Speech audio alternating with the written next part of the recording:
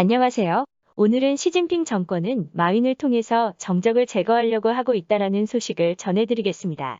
월스트리트 저널이 28일 마윈에 관한 단독 보도를 냈습니다. 소식통을 인용해 중국 금융당국이 마윈에 알리바바 산하 핀테크 기업인 엔트그룹이 이례적으로 빠르게 상장 절차를 끝마친 것을 두고 조사하고 있다고 전했습니다. 보도에 따르면 조사는 기업 공개를 승인한 감독기관과 이를 지지한 지방 관료, 그리고 그 중에서 혜택을 얻은 대형 공기업에 초점이 맞춰질 것으로 보여집니다. 이뿐만 아니라 마윈과 이들 기업의 중진, 심지어 몇몇 국가 지도자들과의 관계도 조사 대상입니다. 조사가 끝날 때까지 마윈은 중국을 떠나지 못할 것입니다. 즉 그는 이미 출국 금지가 된 상태입니다.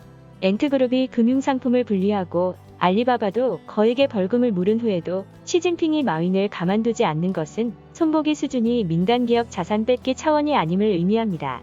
우선 이번 조사 대상에는 엔트그룹 기업 공개 승인 절차와 관련해 감독기관 등 국가기관도 포함하고 있어 사실상 마윈 배후의 정재계 이익 네트워크를 조사하는 것이고 마윈은 하나의 단서일 뿐일 것입니다.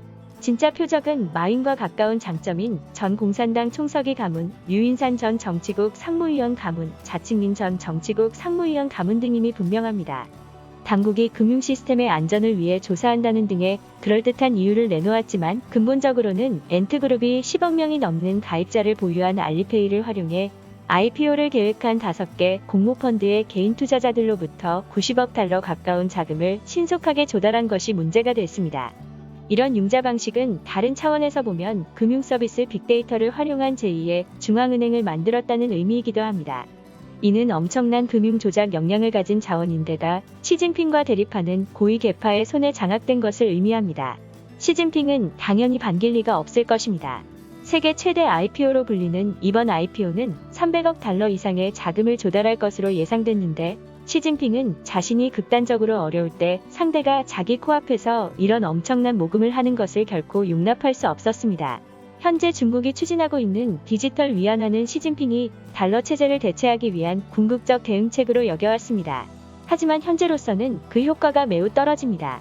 디지털 위안화가 이미 시장에서 지배적 지위를 차지하고 있는 알리페이 및 위챗페이와의 경쟁에 직면했기 때문입니다. 이 또한 시진핑으로서는 심각한 문제입니다. 당국이 제품을 내놓았으면 민간 기업의 제품은 당연히 길을 비켜줘야 합니다. 비켜주지 않으면 비켜줄 때까지 조사해야 한다. 이것은 중공이 오랫동안 사용해온 매우 효과적이고 합법적인 강탈수법입니다. 디지털 위안화의 또 다른 기능은 민간인의 수중에 있는 돈 한 푼도 당국의 감시에서 벗어나지 못하게 하는 것입니다. 이는 최고 수준의 감시 시스템입니다. 중공은 당연히 그런 자원의 대부분을 알리페이가 나눠 가지는 것을 허용할 수 없는 것입니다. 마윈에 대한 조사는 공산당 특권 계층에 속하든 그들과 얼마나 밀접한 관계를 맺고 있든 중국의 기업가들은 전체주의 정권의 현금 인출기 취급을 당한다는 뼈저린 교훈이 되고 있습니다. 오늘의 추천 영상은 미국의 획기적인 방안에 화웨이 GT 설 자리 없어졌다입니다. 감사합니다.